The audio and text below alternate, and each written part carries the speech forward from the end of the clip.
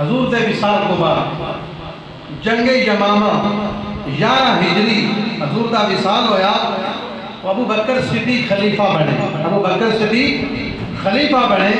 جدو آپ خلیفہ بنے، آپ نے خلافت کا اعلان کر دیتا، خلیفہ بن گئے، بڑے فتنے اٹھے، کوئی زکوٰۃ کا منکر، کوئی کسی مسئلے کا منکر ہو گیا، کوئی نماز تو چھٹی لینا چاہتا ہے، بڑا فتنہ اٹھیا۔ اس نے مسیلمہ بن کذاب نے نبوت کا اعلان کر دیتا سر عام کہ میں نبی نہ۔ ابو بکر صدیق نے دے خلاف جنگ کا اعلان کر دیتا۔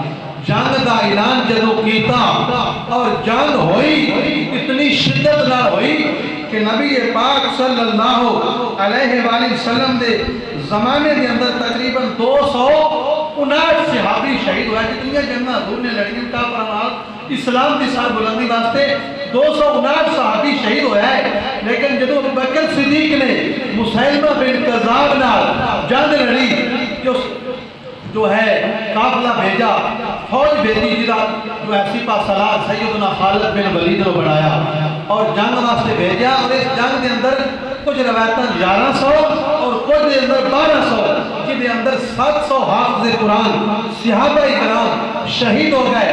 ابو بکر صدیق جدو خلیفہ بنے، آپ نے فرمایا کہ جڑے بدر والے صحابی وہ جنگ میں آئندہ تو حصہ لیں گے، اجازت دیتا انہوں کے مصطفیٰ نال بدر میں لڑیں، انہوں نے اجازت ہے آئندہ تو جنگ لڑن دے نہیں۔ لیکن جدو مسیلمہ بن کذاب لانتی نال جنگ شروع ہو گئی، اتنی شدت نال جنگ، 700 حافظ قرآن شہید ہو گیا، 1100-1200 صحابہ کرام شہید ہو گئے۔ او بدری جنہوں منع کر دیتا کہ تسا جنگ نہیں کرنی۔